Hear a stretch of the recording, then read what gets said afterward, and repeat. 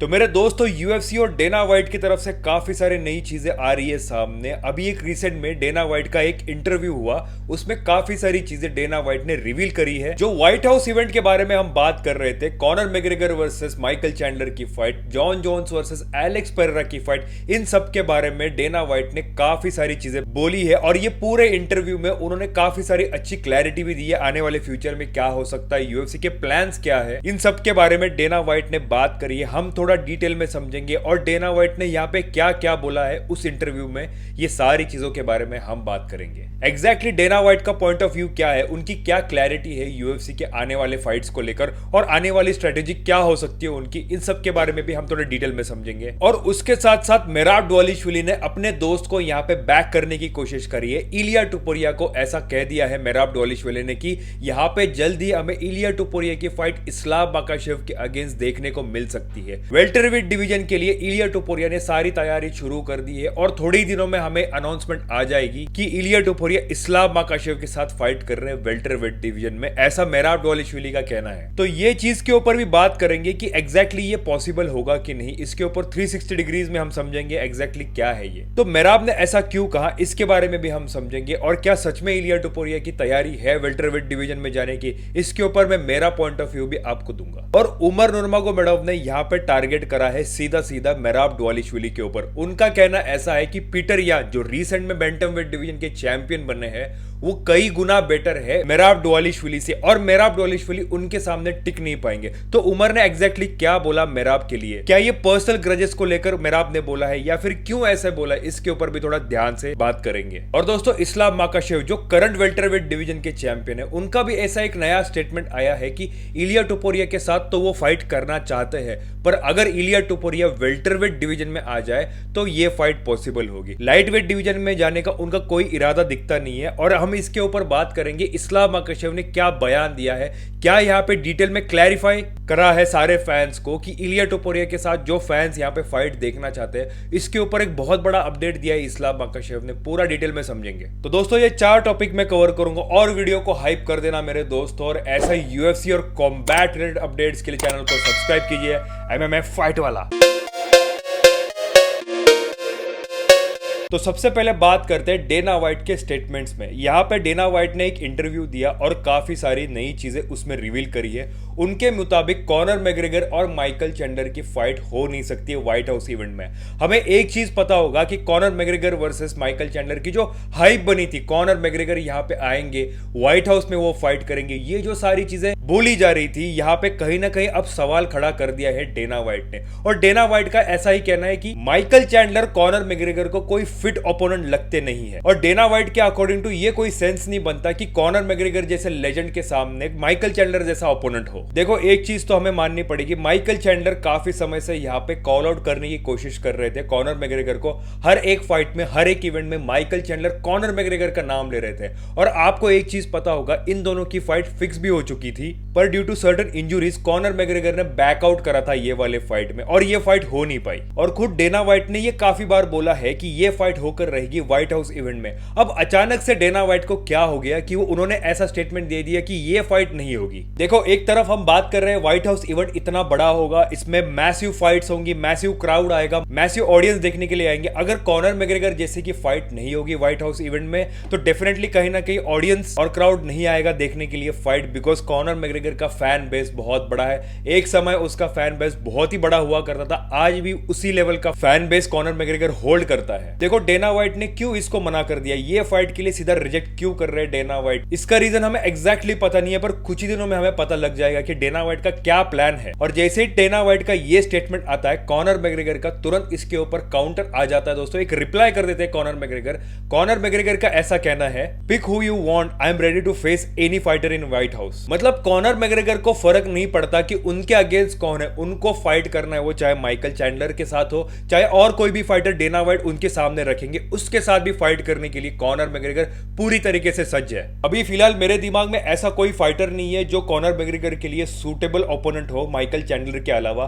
बाकी आप comment section में मुझे जरूर बता देना, अगर माइकल चैंडलर के साथ नहीं फाइट होती कॉनर मैग्रेगर की तो किसके साथ फाइट होनी चाहिए। एक तरफ कॉनर मैग्रेगर के लिए बहुत ज्यादा सॉफ्ट कॉर्नर डेना वाइट का दिखता है और हमेशा ट्रस्ट करते हैं कॉनर मैग्रेगर को, पर यहाँ पे एक अमेजिंग सा स्टेटमेंट यहाँ पे डेना वाइट ने दे दिया है। उनको यहाँ पे Jon Jones versus Alex Pereira की फाइट में बहुत ज्यादा इंटरेस्ट है। मतलब एक तरफ डेना वाइट ये क्लेम करते हैं कि जॉन जोन्स ट्रस्टवर्दी आदमी नहीं है और दूसरी तरफ यही कह रहे हैं कि Jon Jones versus Alex Pereira अगर व्हाइट हाउस इवेंट में होती है तो बहुत मजा आएगा। हमें एक्सपेक्टेड नहीं था कि डेना वाइट ऐसा स्टेटमेंट देगी कि Jon Jones versus Alex Pereira. हालांकि सारे फैंस जो भी यहाँ पे यूएफसी बहुत टाइम से देख रहे हैं उनको यहाँ पे ये वाली फाइट देखना है। जॉन जोन्स और एलेक्स पेरेरा एक लेगेसी फाइट होगी, एक ऐसी फाइट जो वंस इन अ वाइल होती है, वंस इन अ डेकेड होती है, वैसी फाइट है ये। पर यहाँ पे सुन के अच्छा लगा, Jon Jones versus Alex Pereira की यहाँ पे फाइट होने के चांसेस कहीं ना कहीं पॉजिटिव दिख रहे हैं। एक पॉजिटिव इंटीमेशन दिख रहा है कि ये फाइट होगी। तो ये एक अपडेट था डेना वाइट की तरफ से जॉन जोन्स और एलेक्स पेरेरा के फाइट को लेकर। बाकी आप कमेंट सेक्शन में मुझे जरूर बताना,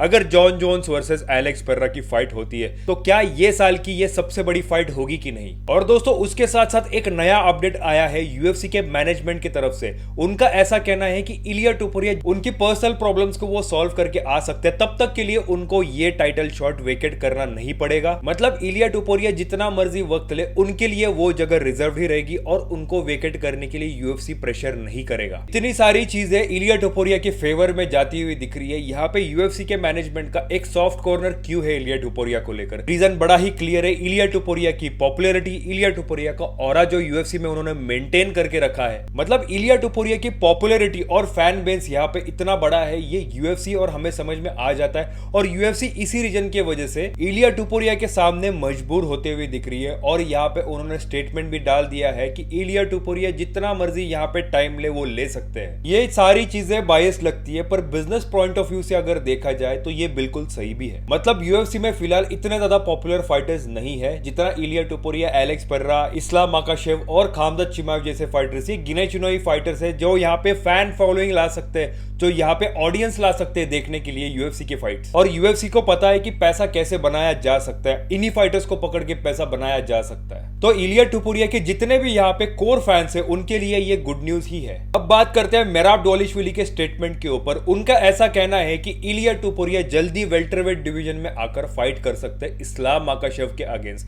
यहाँ पे इलिया टोपुरिया और मेराब डवालिश्विली बहुत अच्छे फ्रेंड्स है, बिकॉज मेराब डवालिश्विली जॉर्जिया से बिलोंग करते हैं और इलिया टोपुरिया ने अपने लाइफ के इनिशियल पीरियड्स जॉर्जिया में बिताए। इसी रीजन की वजह से ये दोनों काफी अच्छे फ्रेंड्स है आज भी। और मेराब डवालिश्विली ने एक पॉजिटिव इंटीमेशन दिया है कि उनको पता है इलिया टोपुरिया यहाँ पे ट्रेनिंग कर रहे हैं बहुत अच्छी तरीके से, यहाँ पे वो डाइट फॉलो कर रहे हैं, यहाँ पे अपने स्केड्यूल में बहुत सारी चेंजेस ला रहे हैं, बिकॉज उनको वेल्टरवेट डिवीजन में जाकर इस्लाम माकाशेव को चेज करना है। मेराब डवालिश्विली ने ऐसा भी कहा कि आने वाले समय में हमें पता लग जाएगा और ये जल्दी न्यूज आएगी कि इलिया टोपुरिया वेल्टरवेट डिवीजन के लिए रेडी हो चुके हैं। और ये इलिया टोपुरिया के लिए एक अच्छी न्यूज मानी जा सकती है। रिसेंट में मैंने सुना कि इलिया टोपुरिया और उसके वाइफ का जो इशू चल रहा था, इसमें कहीं ना कहीं चीजें इलिया टोपुरिया के फेवर में जाती हुई दिख रही है और ये एक अच्छी चीज है। तो डेफिनेटली इलिया टोपुरिया अगर सारे पर्सनल प्रॉब्लम्स को सॉल्व करके और सारी चीजों को पॉजिटिवली लेकर वापस से कम बैक करते हैं और वैसे ही फाइट करते हैं जैसे वो पहले किया करते थे, तो दोस्तों हम सबको नेक्स्ट लेवल का एंटरटेनमेंट और एक ऐसा चैंपियन देखने मिल सकता है जिसे हम कह सकते हैं जनरेशनल टैलेंट। तो ये रहा मेराब डवालिश्विली का अपडेट। अब बात करते हैं उमर नुर्मागोमेडोव ने ऐसा कह दिया है कि पीटर यान बहुत ही अच्छे फाइटर है मेराब डवालिश्विली के मुकाबले। यहाँ पे कंपेयर किया जाए मेराब को और पीटर यान को,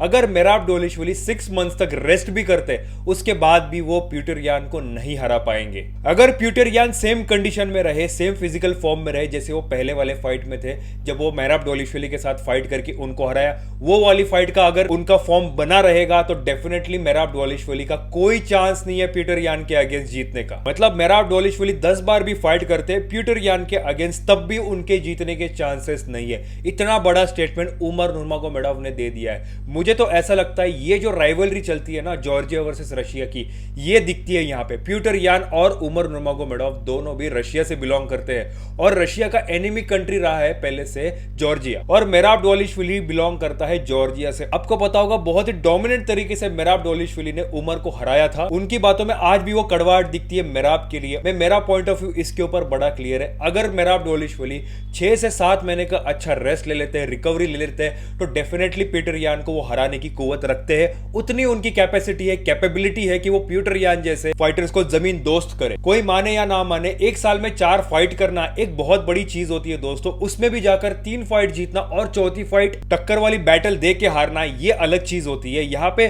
कोई ये नहीं बोल सकता कि मेराब दवालिश्विली रेस्ट करके आएंगे तब भी वो पीटर यान को नहीं हरा पाएंगे। ये स्टेटमेंट कितना सही है। पर इसके विपरीत इस्लाम माकाशेव का स्टेटमेंट आया मेराब दवालिश्विली के ऊपर। उनका ऐसा कहना है कि बहुत ज्यादा स्ट्रगल करते हैं मेराब वेट कट करने के लिए, और अगर मेराब दवालिश्विली सही रेस्ट करते हैं और वो कमबैक करेंगे तो डेफिनेटली यहाँ पे पीटर यान को वो हरा सकते हैं। और यहाँ पे ये भी चीज बोली कि मेराब दवालिश्विली ही वो फाइटर है जिसको रीमैच मिलना चाहिए टाइटल शॉट के लिए, वही डिजर्व करता है, बिकॉज साल में उसने 4 फाइट्स करी है और one of the phenomenal fighter इस्लाम माकाशेव मानते हैं मेराब दवालिश्विली को।